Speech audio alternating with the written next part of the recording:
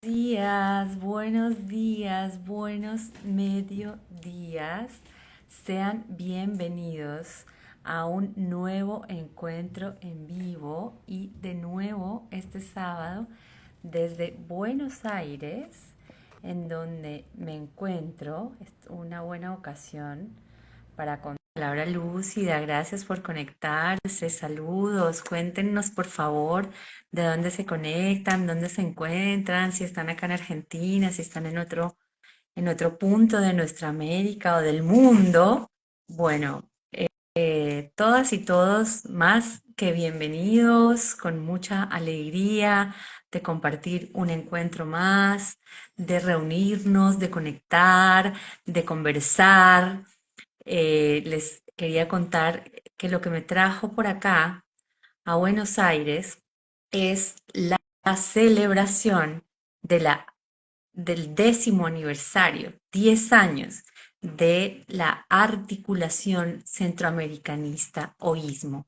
OISMO es un colectivo, una red, un grupo de intelectuales, activistas, artistas, académicos, académicas, pensadores, que nos dedicamos a generar conocimiento, a divulgar ese conocimiento, a reflexionar en torno de las diversas realidades políticas, sociales, económicas y culturales de Centroamérica, que es un lugar del globo terráqueo eh, desconocido, poco conocido, mal conocido.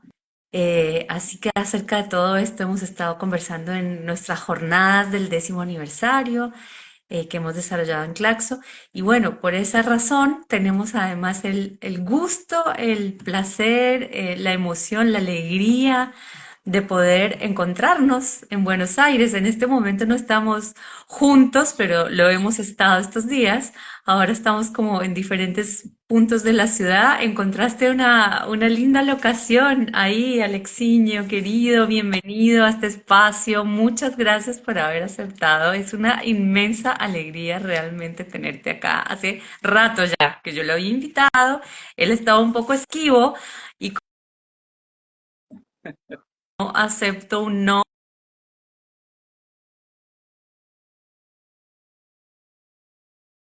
Buenos días, buenos mediodías. ¿Cómo estás? Buenos días, querida hermana y compañera Carmen Elena Villacorta. ¿Me escuchas? ¿Me ves bien? Se pierde la conexión, parece, ¿o no? Un poquito, pareciera que tu señal está un poquito intermitente y por ahí te congelaste un poquito. ¿Será que estás lejos del módem o No, no, estoy bastante cerca. A pesar de la locación, viste, me retrasé para encontrar una locación. Por ahí con el valió la cielo pena? azul soleado de Buenos Aires, ¿no? Como que si no fuera Buenos Aires, pero sí, acá estamos. Tienes un- Muchas gracias Carmen por la invitación a este grande proyecto, esta gran empresa, ¿no? De comunicación, de promoción de comunicación, que es Palabra Lúcida, que recién empieza ahí sus primeros pasos, pero me encanta tu decisión y fortaleza en impulsarlo y poder reunir tanta gente como lo estás haciendo semanalmente, ¿no? Por lo menos con estas lives, que ya es un esfuerzo y un logro enorme. Así que muchas gracias.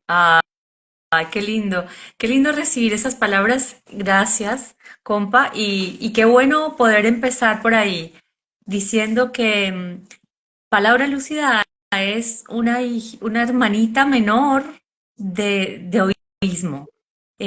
Oísmo ha sido un espacio de militancia por el conocimiento de nuestra Centroamérica y hoy en día también la conocemos, la llamamos, pero sobre todo la sentimos como una familia, nuestra familia ísmica, ¿no?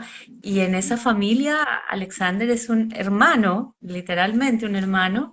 Me demoré un poco en escribir, pero me encantaría que leyeras el texto que hice para presentar esta y ahí hablo de esto, ¿no? De tu liderazgo, de tu voluntad, de tu convicción, términos que hemos estado masticando juntos en estos días, ¿no? Y de tu Convicción y compromiso compromiso. con, claro, convicción y compromiso en llevar adelante una idea que no existía, que existía como un sueño y que se va concretando y se va materializando y se va dinamizando y alimentando con estos encuentros, ¿no? Con la diversidad que somos y desde esa diversidad podemos encontrar derroteros comunes y causas comunes para abrazar y caminar juntos hacia ello. Y eso es lo que creo que ha sido Ismo y que hace que sea tan hermoso. Pero digamos, antes de llegar a eso, me gustaría concentrarnos más en ti y en que nos des a conocer quién es Alexander Aguilar Antúnez. Primero, lo primero que te quería preguntar, que me ha resultado siempre llamativo y no había tenido ocasión de charlarlo con vos, es tu insistencia en reivindicar dos cosas, ¿no? Tu Alexander con K y tus dos apellidos. Entonces, cuéntanos eso, desde tu nombre, ¿no? ¿Por qué ese nombre, Alexander con K, es inusual, ¿no? Generalmente es Alexander con X. Y Aguilar Antúnez son tus apellidos, de dónde vienen y por qué los rescatas siempre. Qué bueno esto de empezar por el nombre, Carmen, como parte de nuestras estrategias políticas, ¿no? Nuestras posiciones. Sí, hablemos de esto también. Eh, bueno, lo del nombre Alexander con K no es tanto una reivindicación mía, digamos, ¿no? Ha sido una elección de mis padres, de mi mamá y mi papá sobre todo, ¿no? Mi padre es salvadoreño, toda mi familia es salvadoreña, a quien con mucho contexto en esta live que es tan personal, ¿no? Que entiendo que es un proyecto muy bonito por pensar el tema comunicación a partir de las historias y trayectorias de vida de cada invitado e invitada. Entonces es muy interesante poder tener esta informalidad, ¿no? Que nos pone más cercanos a cada quien. Entonces este nombre, Alexander, pues una reivindicación más bien de mi padre salvadoreño, Marco Antonio Aguilar Valdés, eh, quien falleció hace muchos años, ¿no? Yo fui huérfano de padre desde niño, eh, pues, crecí en Brasil, ¿no? Entonces, ahí en Brasil, en estos tiempos, es una curiosidad de esto del K, ¿no? En el nombre, porque realmente no es común en Alexander como el nombre tal, como tal, pero tampoco en aquellos tiempos, fíjate, el, el alfabeto portugués en Brasil no llevaba no tenía estas letras K, Y y el W, ¿no? No estaba oficialmente en el alfabeto. Entonces mi mamá siempre comenta, ¿no? Que ponerlo así con KS, que fue una idea de mi padre, por estar lo más cercano posible a la grafía del nombre ruso, Alexander, como inspiración rusa, solo fue posible porque él como extranjero sí podía reivindicar la grafía del alfabeto castellano, donde sí la K siempre estuvo, ¿no? Entonces, hoy sí ya están nuestras tres letras otra vez en el alfabeto portugués brasileño, pero no en aquel momento. Entonces, de ahí fue la idea del nombre que viene, bueno, toda esta inspiración también, como decía, rusa de mi padre, que ha sido tenía mucha convicción y compromiso con el comunismo, ¿no? Ahí años 80 y bueno, todo lo de saber, mi padre, como también les contaba, falleció aún en la década de 80, 88 precisamente, pero ahí puso el nombre de sus hijos brasileños, salvadoreños, ¿no? Mi hermano menor, Vladimir, entonces Alexander y Vladimir, fíjate. Pero sí también hay un hermano mayor, 100% guanaco, que se llama Marco Antonio también. Hoy vive, hoy vive en Texas, pero ahí estamos, la dispersión. Y bueno, perdón, lo del apellido Aguilar Antúnez, ahí sí mi reivindicación, digamos, ¿no? De mantener, que no es tan común en varias partes de Latinoamérica, no sé, reivindicar los dos apellidos, es precisamente por un intento de reconocimiento, ¿no? De estos, de valoración, reconocimiento y valoración de las dos familias, familia materna y paterna, entonces el Aguilar por parte de mi padre y Antúnez por parte de mi madre. Entonces de ahí la idea de mantenerse porque normalmente queda el apellido paterno, ¿no? Como la referencia de uno y yo pensé que más bien como combinación de los dos es importante si se puede dejarlo. ¿Y cómo suena más o menos, ¿no? Aguilar Antúnez, fácil de decírselo así juntos, lo dejamos. Bien, bien, perfecto, compa. Muy, muy entendido y muy merecido ese reconocimiento a tu madre. Y también es un reconocimiento a tu doble nacionalidad, a tu doble Cabal. pertenencia, y a eso segundo quería aludir. O sea, por un lado, que nos cuentes un poco esto, ¿no? Cómo fue ser hijo de un salvadoreño creciendo en Brasil, en el sur de Brasil, que además no es el lugar tal vez más conocido, ¿no? Sí, O dentro del tanto el sur imaginario que que ando tenemos de con México. mate, así no es porque ando en Argentina, es que sí tomo mate, ¿no? Claro, yo soy testigo porque gracias a ti fui a conocer el sur de Brasil y tomaba mate y fue una gran sorpresa, ¿no? Pero entonces dos cosas quisiera destacar. Primero, esta doble pertenencia, esta binacionalidad brasileña salvadoreña. Y segundo, que tu vida, tu biografía está atravesada por lo político desde el momento cero, en el sentido de que tu padre fue un exiliado salvadoreño que en lugar de decidir ir al norte, que podría haber sido eh, Estados Unidos, Canadá, y Europa o Australia, en donde hay colectividades salvadoreñas y centroamericanas que en los años de la guerra civil en la región migraron hacia el norte global, como le decimos. Bueno, en el caso de tu padre fue a dar a Brasil y además al sur de Brasil y bueno, hacer vida, pareja, ¿verdad? Y hijos con una mujer de ascendencia polaca como es tu hermosa madre, a quien tengo el honor de conocer en persona. Y a quien ojalá nos vea y a quien le damos un saludo y un abrazo desde Buenos Aires. Bueno, entonces eso, ¿no? Todo eso es como el caldo de cultivo de Alexander Aguilar Antúnez. Um, sí, he crecido atravesado, como decís, Carmen, por esta doble pertenencia, ¿no? Que más bien, tal vez desde temprano hemos buscado desplazar esta pertenencia eh, de lo atrapante de la nacionalidad y más bien pensando en estos territorios, sí, distintos, ¿no? Geografías distintas que mueven culturas y historia política misma distintamente, pero sí muy en esta zona doble que es muy típica de la centroamericanidad, ¿no? A lo lato sensu, y vos, cabal, también lo sabes, ¿no? Como también parte de esta, no solo de la relación de doble pertenencia o binacionalidad, sino esto que es propio de la diáspora centroamericana, ¿no? De que eh, crezcamos, hemos nacido y hay diáspora realmente, un concepto que es muy característico de lo que ha sido la movilidad de los pueblos centroamericanos a lo largo del siglo XX, ¿no?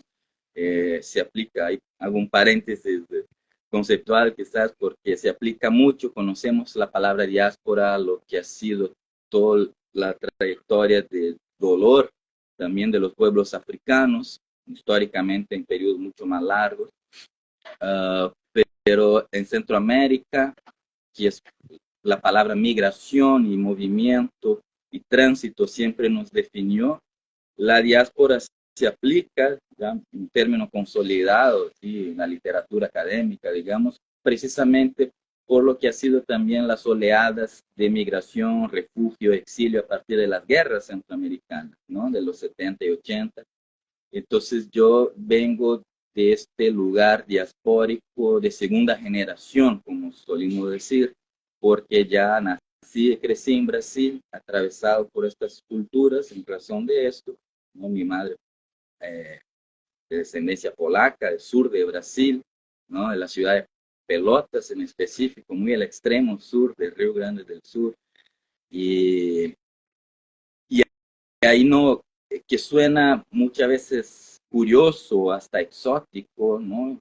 Todo lo que es de Centroamérica en general, en geografías que no tienen relación con nuestros territorios, a veces suena así, que es algo que cuestionamos incluso, ¿no? Provocamos el debate sobre esta exoticidad, pero es más común entenderse esta diáspora donde se estableció una comunidad mucho más grande que se tejió, ¿no? Que eso construyó un tejido social adentro de otro país, de otra nación, como en los Estados Unidos, ¿no? El norte global, sí, pero sobre todo California o Los Ángeles. Sí, estamos en tercer, algo mucho más avanzado, una diáspora que empezó tal vez en los 50 aún, ¿no? En los años 50, allá. Y al sur, a Sudamérica y sobre todo a Brasil, esta migración tuvo unas razones muy específicas que ha sido durante la dictadura brasileña en los 60 y 70, una, un programa de cooperación entre el gobierno brasileño y los gobiernos centroamericanos. Es algo curioso, sí, es un marco de la historia de relaciones internacionales sur-sur, ¿no? Entre Brasil y, y los gobiernos centroamericanos. Luego, muchos años después, se recuperó una relación sur-sur entre Brasil y Centroamérica ya con el gobierno Lula, primer gobierno Lula, pero en aquel tiempo este programa de cooperación que tenía una especie de estrategia de desmovilización de los jóvenes en Centroamérica que estaban cada vez más sumándose a las guerrillas en Salvador y Guatemala. El Salvador y Guatemala sobre todo, pero claro, Nicaragua, bueno, era para toda la región, de cooperación para que estudiaran, sacaran sus licenciaturas, maestrías, posgrados en Brasil. Entonces fue una oleada grande, digamos, para considerablemente a Brasil, y ahí fue que empezó a venir mi familia. La verdad, quien vino, sí, becada a Brasil, fue mi tía mayor, tía Laura, que hasta hoy vive en Brasil, en la ciudad de Florianópolis. Ahí también le dejo un saludo a mi familia por allá. Y que poco a poco empezó a traer los hermanos que pudo, ¿no? Y sin papeles. Fue un proceso, bueno, esto ya sabemos, ¿no? De establecer y la migración y lo laboral y lo sin papeles.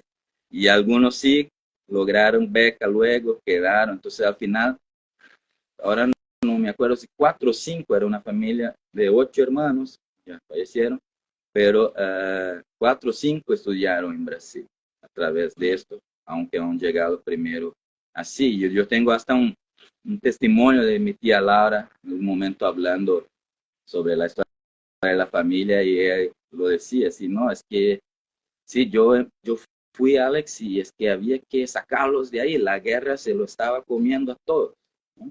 Entonces fue algo también muy deliberado y muy propio de los centroamericanos, ¿no? De moverse, de salir de este espacio de violencia, donde sí, mi papá, por ejemplo, y otros hermanos ya estaban en las fileras, ¿no? Mi papá ha sido parte de los bloques estudiantiles, ¿no? De las capas de movilización urbana. Mi familia en El Salvador, es de San Salvador, ¿no? De los barrios Santa Tecla y San Salvador, barrios periféricos ahí de la zona de la Gran San Salvador.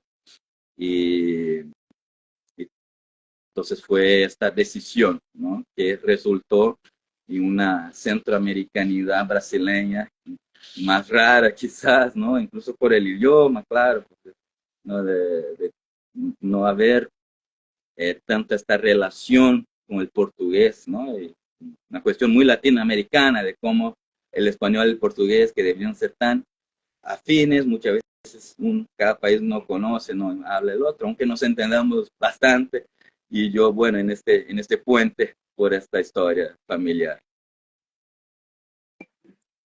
Excelente, muchas gracias por toda esa explicación que además de ser biográfica, es histórica y habla claro, de cómo la historia no es algo que está afuera, sino que es algo que hacemos cada persona en su lugar, en su pequeña posibilidad de actuación, digámoslo así, pequeña entre comillas, ¿no? Es esta idea de todas y todos somos protagonistas de la historia y en el caso puntual de Centroamérica, bueno, hay una lucha por la sobrevivencia. O sea, en primer lugar es, y lo seguimos viendo, estas caravanas migrantes que también son noticia hoy, ¿no?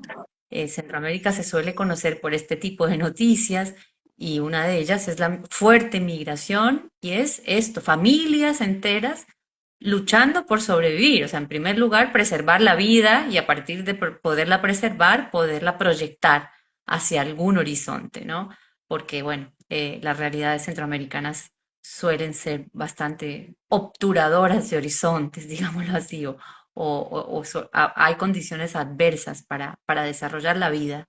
Em, y bueno, yo recuerdo que cuando estuve ahí contigo en la ciudad de Pelotas, en tu ciudad, tu ciudad natal, ¿no? Me contabas sobre cómo los otros niños, tus compañeritos de la escuela, los amigos del barrio, todavía creo que yo soy mayor que Alexander en edad, pero creo que todavía compartimos eso de haber crecido en la calle jugando, ¿no? Sí, Como que ahora claro. ya eso no. Pues, Pero en ese momento, sos y me mayor, no decías, creo que sos mayor, Carmen. Nadie te va a creer, mira, viendo la diferencia acá. tengo la suerte de no parecer, pero soy. Eh, entonces, me acuerdo que me contabas esto, como que había niños que, como suele ser la infancia, no sé, dentro de una inocencia, ignorancia y tal vez extrañeza, como que jugaban, se burlaban un poco de ti, de tu hermano, como que de eso de ser salvadoreños, eso, cuéntanos un poquito de eso. Vaya, no, no es tanto lo de burlarse, ¿no? Era más bien la falta de ubicación de que el Salvador era como, ah, bueno, entonces sí, sos baiano, man. No, sos de Bahía, que Salvador, la capital del estado, la provincia Bahía, en Brasil, en el nordeste.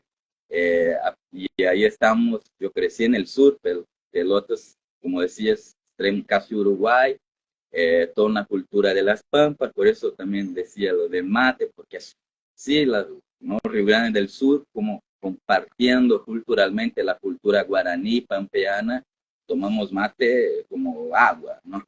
Entonces, siempre nos acompaña.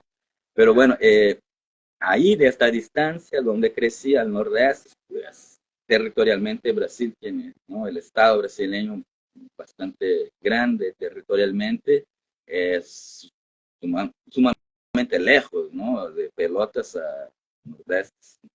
Y lo digo porque hoy, ya 11 años, ¿cuántos? 12 años, yo vivo en el nordeste brasileño, vivo en la ciudad de Recife, en Pernambuco, que paréntesis casualmente, y de verdad una coincidencia, pero fue la primera ciudad donde mi familia llegó. Mi tía Laura, el primer lugar en Brasil donde vivió fue Recife.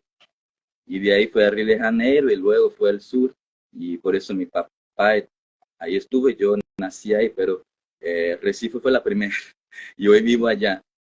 Eh, pero entonces había este desconocimiento, ¿no? Del Salvador y que es algo que siempre reivindicamos y ponemos en debate en OISMO, en nuestra organización centroamericanista, porque la gente desconoce el mapa, no entiende, ¿no? Este vacío es como si fuera un vacío territorial, toda la franja entre México y Colombia. Ah, sí, ahí el Gran Caribe, ¿no? Nuestro debate en esta jornada de 10º aniversario de Oísmo, ¿no? Como este nombramiento del Gran Caribe y que se confunde, que son los territorios sísmicos, insulares, etcétera.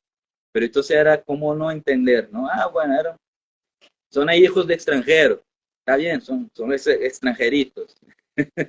Y así era, ¿no? Entonces yo, pues, también de recuentos de mi madre me ponía así como eh, mojadito, ¿no?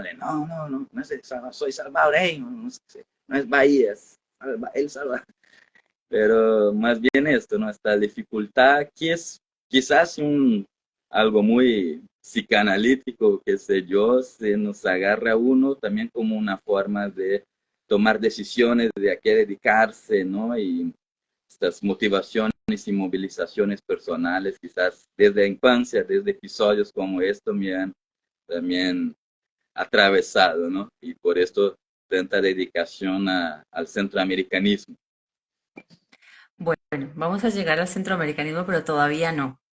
Primero, primero tengo una anécdota para aportarte ahí y en esto que ponías sobre Salvador de Bahía, y es que yo tuve pues tuve la verdad el privilegio de conocer muy de cerca, de trabajar con él, pero además de ser también un hermano de un antropólogo holandés que vivió muchos años en El Salvador y que fue el esposo de mi mejor amiga y hermana, que está en Holanda justamente ahora. Y Rafa se nos fue y falleció, pero bueno, dejó un legado maravilloso de vida y entre ellos, él trabajó mucho por los derechos humanos en El Salvador, él fue fundador de la Asociación Pro Búsqueda, de niños y niñas desaparecidas en el conflicto armado. Bueno, es una figura, ¿no? Realmente muy importante, Rafita. Y en el marco del trabajo de ProBúsqueda, él impulsó y yo trabajé con él en eso. Yo hice un par de cosas de trabajo con él, ayudarle con la edición de algunos textos para libros, transcribir algunas entrevistas, trabajos más bien bastante sencillos, pero que me permitieron acercarme un poco a ese mundo de las organizaciones y del activismo social. Y él organizaba un seminario sobre memoria histórica fue un seminario internacional muy importante, a donde fueron al Salvador referentes de derechos humanos de muy diversos lugares del mundo. Venían unas personas de Chile, venían de Argentina, venían de México, venían de muchos lugares y venía un africano a quien enviaron a Salvador de Bahía en lugar de El Salvador. Entonces, yo siempre recuerdo eso como para ilustrar el desconocimiento tan profundo, ¿no? Que existe en torno de siquiera dónde queda, o sea, que existe un El Salvador en Centroamérica, que es un país y que, o sea, eso me acuerdo en ese momento porque yo participaba en la logística, digamos, de toda la cuestión y fue todo un inconveniente porque pues el Wow, hombre llegaba, no hablaba español, aparte, wow, no sé si hablara portugués, pero llegaba de África, y él, según él, llegaba a Centroamérica y resultaba que llegaba a Salvador de Bahía en Brasil. wow. Bueno, pero eso me sirve también para marcar esto que estamos también tematizando y dialogando mucho en estas jornadas de Buenos Aires, que es el profundo desconocimiento de los latinoamericanos en general respecto de nuestra propia latinoamericanidad. Es decir, tampoco en Centroamérica sabemos ni conocemos la geografía de Brasil ni la geografía de Argentina en toda su diversidad, ni conocemos a profundidad. El otro día el compañero que invitamos a una de las mesas decía, ¿quiénes acá, por ejemplo, hoy estamos viendo una serie de Uruguay o estamos viendo, o sea, fácilmente nos vamos a enganchar con una serie en Netflix que sea turca? Hoy ya están de moda las telenovelas turcas, pensaba yo cuando él hablaba, y ciertamente no vemos producción, ¿no? Ni cultural ni de otro tipo, o conocemos muy poco cuáles artistas, qué escritores hay, qué,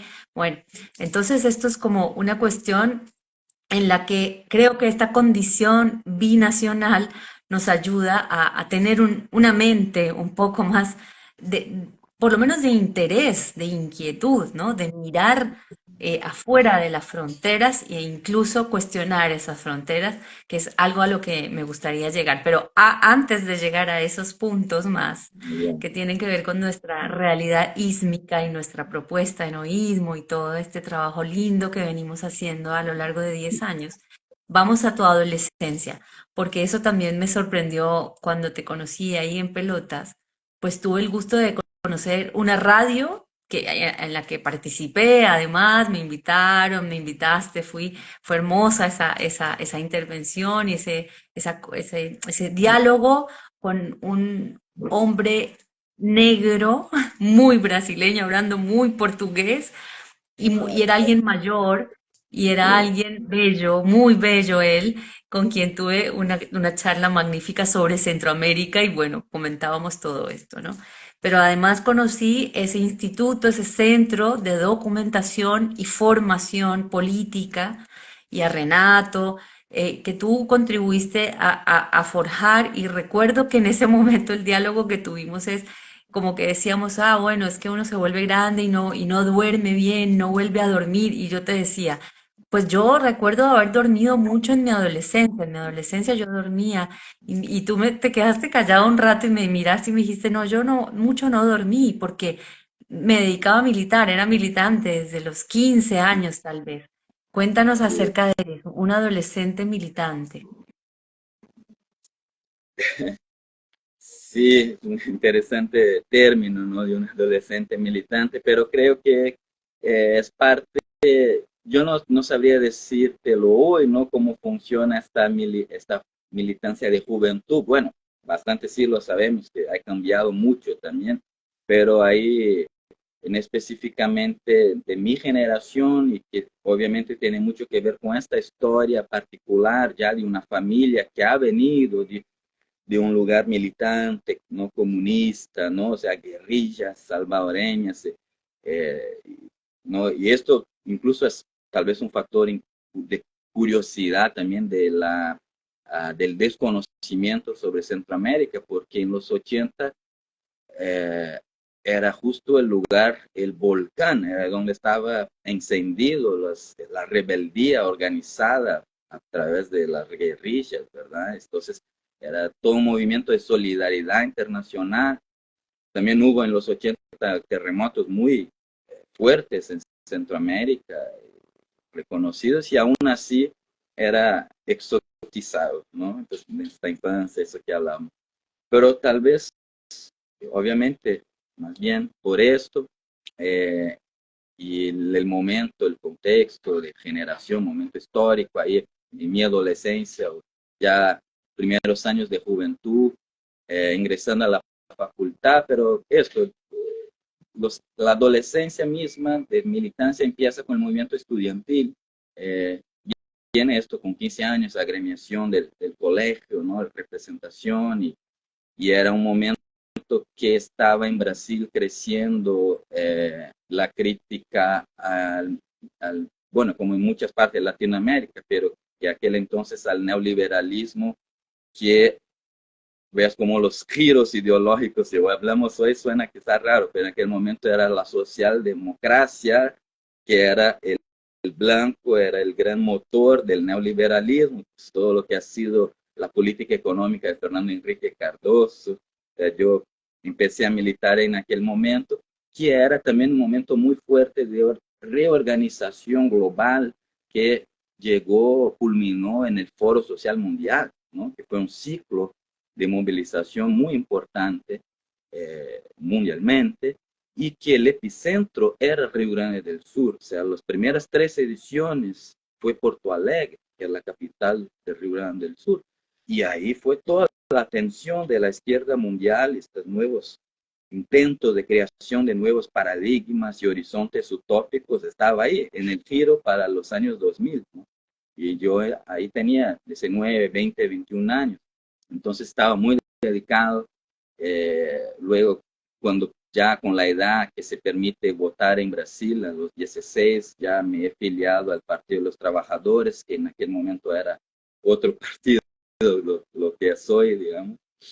Y ha sido un un espacio de formación, obviamente, muy importante que nos generó mucho aprendizaje. Y estos ejemplos que mencionas, Carmen, yo, incluso hablando offline, ¿no? Vos y yo, te comenté que son parte muy importante de mi formación y trayectoria, lo cual me enorgullezco de que estos dos espacios son hoy 20 y picos años después, tanto la radio con Comunidad FM 104.5 en el dial de frecuencia de Pelotas y el Instituto Mario Alves. Los dos han sido creados en el año 2001, procesos sociopolíticos distintos y etcétera. Y los dos son muy reconocidos hoy en la ciudad de Pelotas y en la región toda Rio Grande del Sur y más allá, ¿no? Porque la radio hoy con todo lo de internet, plataformas digitales, se hizo un ejemplo de comunicación comunitaria muy importante y entonces sí, me deja feliz ser parte de este legado, ¿no? de militancia sociopolítica que quedó, que sigue con crítica, sigue buscando construir colectividad y formación de horizontes emancipatorios. Estos dos espacios son parte de mi trayectoria local, ¿no? De los primeros años de juventud que siguen ahí, que aprovecho, dejo ahí un gran saludo, abrazo a quien pues, tal vez de casualidad vea esta live, por esta posibilidad de haber estado en esta historia, ¿no? Ahí, no voy a mencionar ningún nombre porque hay un montón de gente en la ciudad de Pelotas que ha sido importante para mi trayectoria y me alegra que pueda haber sido reconocido como una contribución a más ahí. Por supuesto que es una razón para enorgullecerse. Y qué suerte que sigas teniendo tanta juventud y ganas de continuar. Pero voy a eso, ¿no? Que es una trayectoria larga en la política, a pesar de que eres una persona joven. Bueno, Entonces, preguntarte eso no lo hemos abordado de esta manera tan clara como te la voy a preguntar ahora, y es tu evolución ideológica, ¿no? Empezaste siendo afiliado al PT y empezaste militando en movimientos estudiantiles. ¿Cuáles eran las luchas? ¿Cuáles eran los objetivos de la lucha en ese momento? ¿Y cómo evolucionó tu mirada respecto de la política, de lo político, de la utopía? ¿Qué se perseguía antes? ¿Qué cambió en ti en estos años, en estos 20 más años? wow, ok. Eh, sí, pero creo que es interesante que lo pongas así, ¿no? Bastante provocativo también, como nos gusta la palabrita. Eh, Mira, esta formación política, aparte de lo familiar, de ya venir de esta tradición comunista guerrillera salvadoreña, ¿no? Yo tengo una foto muy famosa de un muy niño, así 3, 4 años, enfrente a una pancarta del Comité Internacional de Solidaridad de Salvador, y El Salvador venceremos, así con un arma de juguete. Entonces ya venía de esta tradición, ¿no? Muy revolucionaria. Pues claro, ahí estaba en mera revolución en El Salvador, ¿no? Los 80. Pero luego con una formación más académica y de militancia de cotidiano, que fue el movimiento estudiantil en primer lugar y ahí el Partido de los Trabajadores, yo ingresé al PT luego bueno, ingresé de una manera muy espontánea por acercamiento ahí, aún en el colegio, con algunas personalidades que estaban en el PT de forma muy destacada y que me parecía muy interesante, pero luego de manera más orgánica, como militante estricto senso, digamos, fue a través de una corriente del PT, como se decía entonces. El PT, en paréntesis, quizás fue, no sé si lo es hoy, pero la formación del PT, que es un partido importantísimo en la historia democrática brasileña, hasta hoy no está en el gobierno federal, más bien como un frente amplio, digamos, ¿no? Ha sido conformado por varias organizaciones de izquierda de distintos matices, de la Iglesia Católica, Teología de la Liberación, sindicalismo industrial de São Paulo sobre todo, y grupos diversos, marxistas, leninistas y otros matices ideológicos que eran parte del Partido Comunista Brasileño. Entonces, hubo corrientes en el PT que venían de una tradición muy específica, que al ingresar en el PT cambiaron el nombre para hacerse un brazo del Partido de los Trabajadores, pero que eran, digamos, una organización per se. Mi ingreso al PT viene desde ahí, de un grupo que fue un partido revolucionario en Brasil en los 70, 60 y 80, que era el PCBR, Partido Comunista Brasileño Revolucionario, y que ha sido un partido de la lucha armada durante la dictadura brasileña entre los varios grupos que insistieron por la vía armada en aquel entonces para contrarrestar la dictadura militar de Brasil.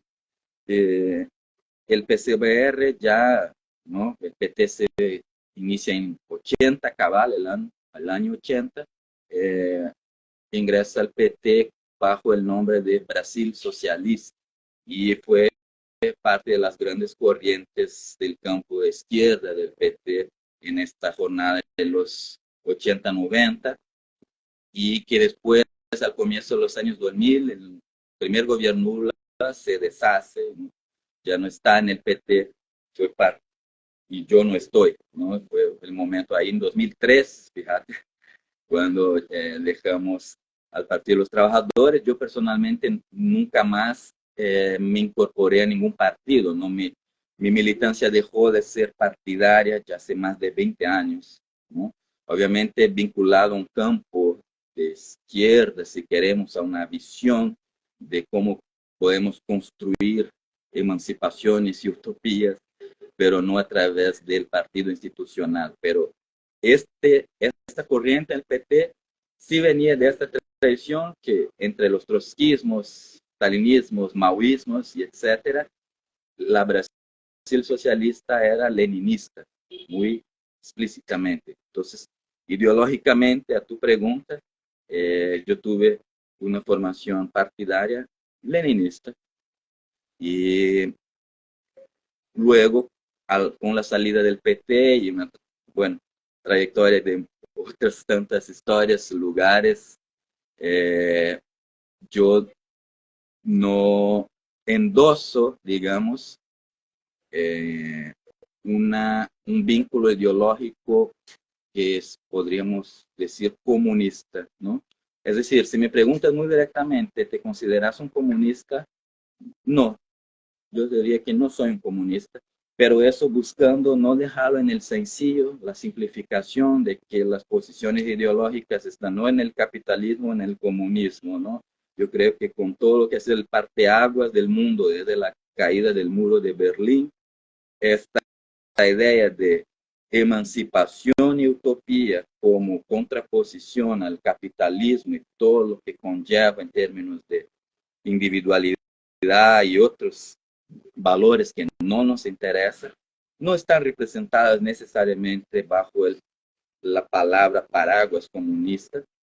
Entonces, tal vez yo podría decirte que me considero más bien un anti-extractivista y no es ideológicamente en este sello, porque me parece que el extractivismo en cuanto modo de producción siguió siendo el terreno de capitalismo, de comunismo, ¿no? Siguió siendo un atravesamiento de la necesidad del crecimiento económico infinito, aunque esto nos cueste la propia vida en el planeta, ¿no? Por el deseo de que mi nación sea la más grande y la más poderosa, y etcétera, ¿no? Entonces, aunque yo, con todo respeto a quien entiende la soberanía de un pueblo a través de la fortaleza de este lugar, yo creo que esto no nos hace avanzar a un horizonte civilizatorio más equitativo, más solidario. Nos mantuvo por la experiencia comunista que tuvimos en este siglo XX en un lugar de extracción y competencia, y por esto mi evolución ideológica, a tu pregunta, va en esta trayectoria y buscando un término resumen en esta forma anti-extractivista. Wow, bueno, me encantó porque a mí me gusta pensar los conceptos y esa es una de las propuestas de palabra lúcida, ¿no? Volvamos y detengámonos en los conceptos. También es una gran preocupación de hoísmo y hoy, bueno, hoy tengo la felicidad de poder unir, de poder generar esta intersección entre hoísmo y palabra lúcida. Y las dos cuestiones son totalmente importantes para los dos espacios.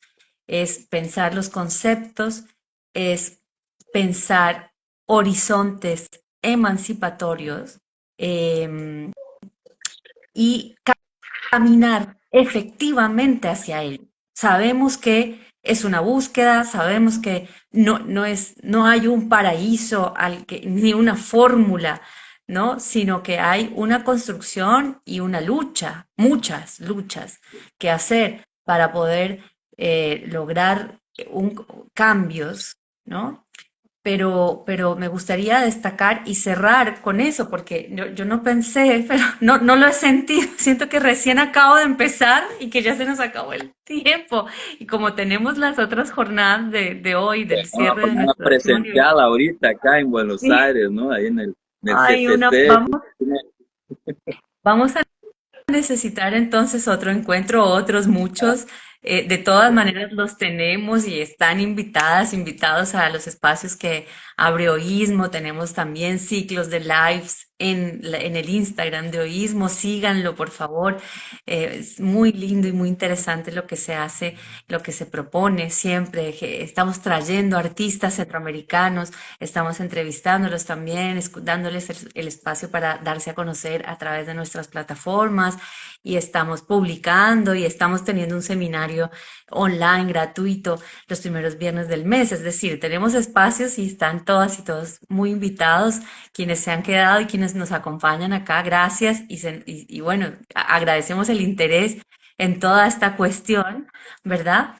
Y con lo que, hacia lo que voy, y con eso quizás te propongo hacer el cierre temporal provisorio por hoy, es el siguiente.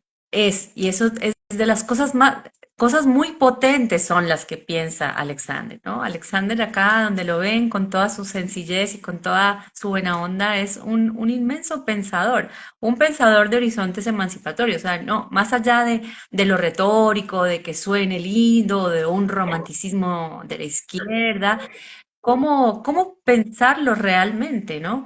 Y ayer justamente apuntabas a eso cuando nos hacíamos la pregunta acerca del centroamericanismo y decías, y creo que también tiene que ver con, a ver, creo que hay dos posicionamientos acá muy importantes, que son un anti-eurocentrismo, no porque desconozcamos todo el legado teórico y político, ideológico, que viene de Europa, precisamente, Alexander y Vladimir, ¿no? Como resonancias de estos legados revolucionarios, ¿no? En los que debemos seguir abrevando, ¿no? No porque anti-eurocentrismo no significa rechazo a Europa, así como feminismo no significa rechazo al varón, sino rechazo a formas colonizadas de pensar y Centroamérica como territorios sísmicos capaces de generar pensamiento emancipatorio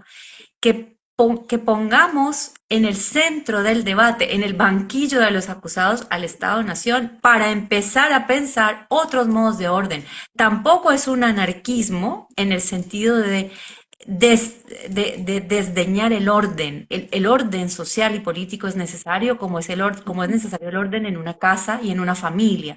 Hay unas reglas del juego, hay unas normas y hay que someterse a esas normas para funcionar y convivir. Ahora, las normas en las que ha funcionado el mundo dentro de la modernidad capitalista incluyen un avasallamiento de la naturaleza y de unos sobre otros, de unas naciones sobre otras, de unas élites sobre las mayorías, de los hombres respecto de las mujeres, de los adultos respecto de los niños.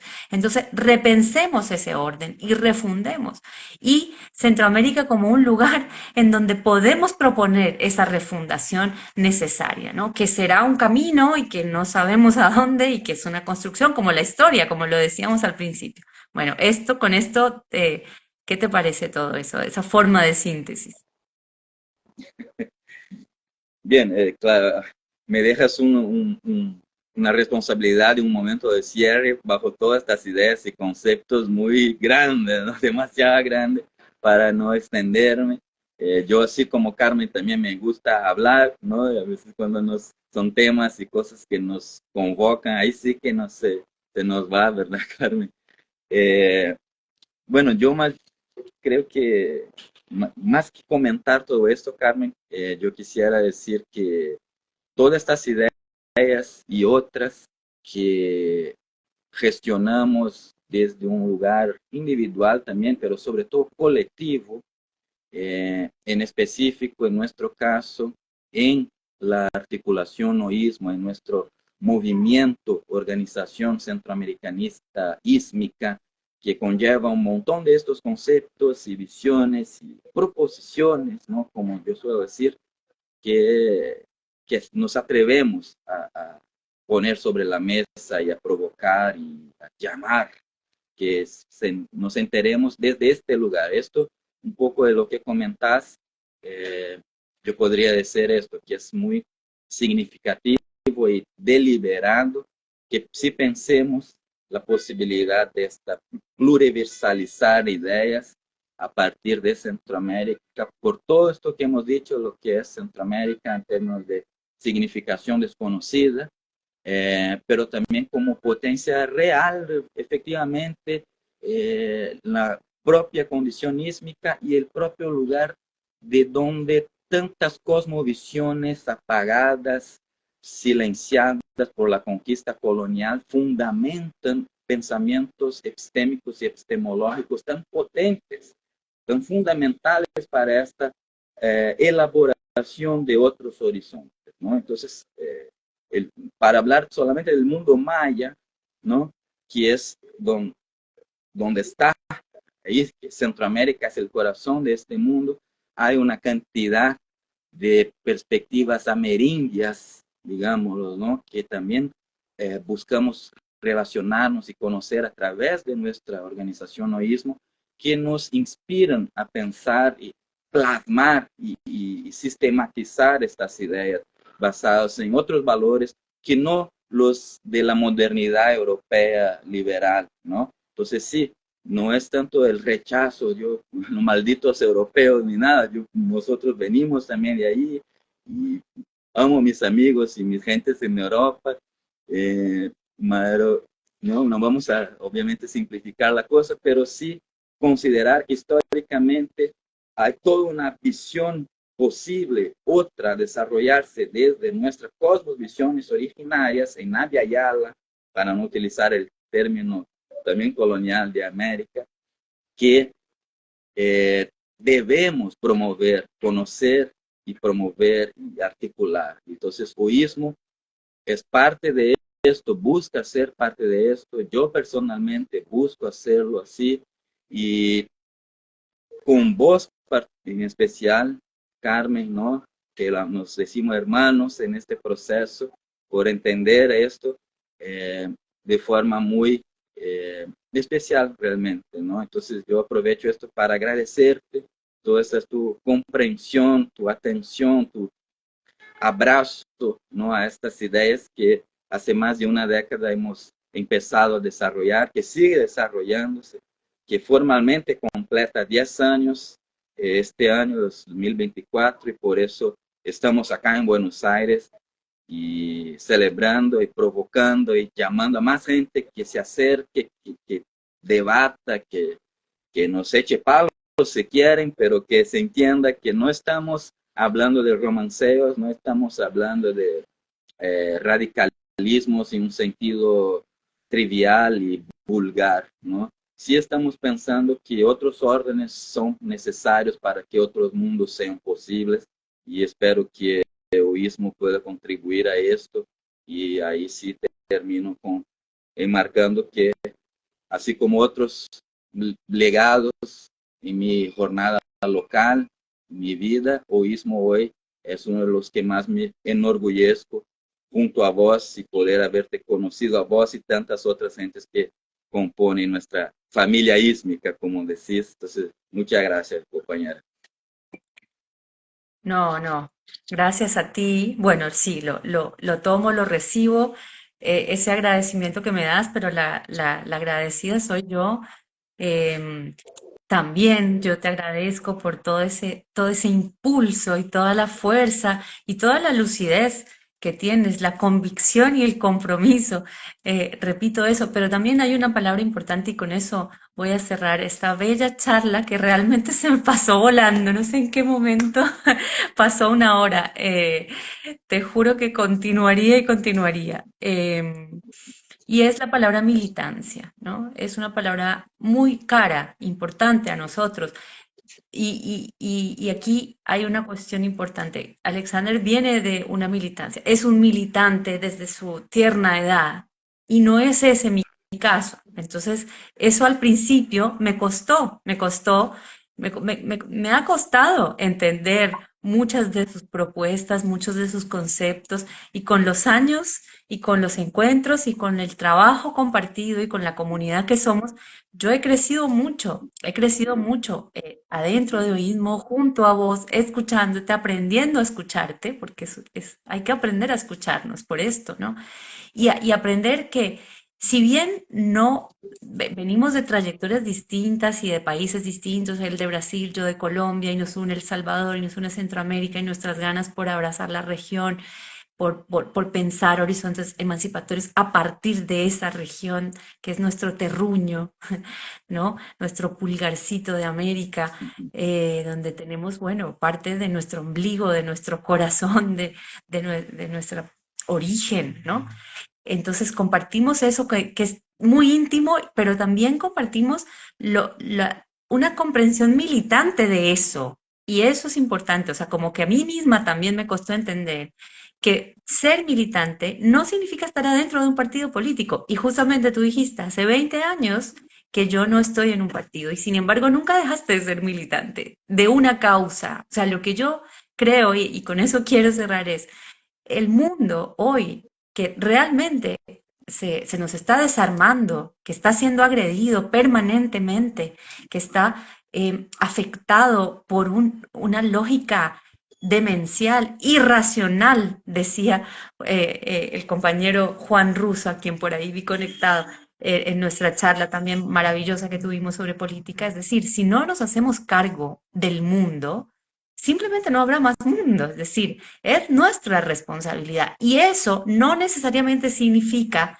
estar adentro de un partido o de un lugar o de una secta, o sea, hay como mucho miedo y también hay mucha mala prensa de los partidos, porque efectivamente tenemos que repensar la política, que es también una cuestión que nos interesa y nos importa mucho en Oísmo, ¿no? Cómo refundar la política misma y las instituciones mismas y a lo mejor los partidos sean, necesitamos reinventar todo de nuevo, digamos, ¿no? Por un lado, reinventar el Estado, pero también reinventar la representación y esta idea de democracia representativa, a mí en lo personal me parece ya no va más, ese tema todavía no lo hemos tocado, son muchos los temas, muchas las cuestiones, pero todas abundan a esto, es decir, somos nosotros, las personas, quienes, o sea, no es un Mesías, no es alguien afuera, no es alguien que va a venir, no es un marciano que va a venir a salvarnos de nada, si nosotros no tomamos la responsabilidad. Y a eso es a lo que le llamamos militancia. Desde el lugar que cada quien elige, desde el lugar que cada quien siente que puede hacer algo para mejorar el mundo y conectar con otros en un camino de mejoría y de pensar cómo estar mejor todas y todos y no solamente unos pocos, a eso le llamamos militancia en un sentido, en lato senso, como le gusta decir a mi querido Alexiño, hermano, a quien abrazo y bueno, continuamos porque esto Es así, continuamos. Gracias, muchas gracias a vos. Por favor, muchas gracias a todos que han acompañado ahí, a algunos amigos que han estado ojeando. Gracias, Carmen. Bueno, seguimos entonces. Hasta Abrazos. luego. Gracias. Hasta luego.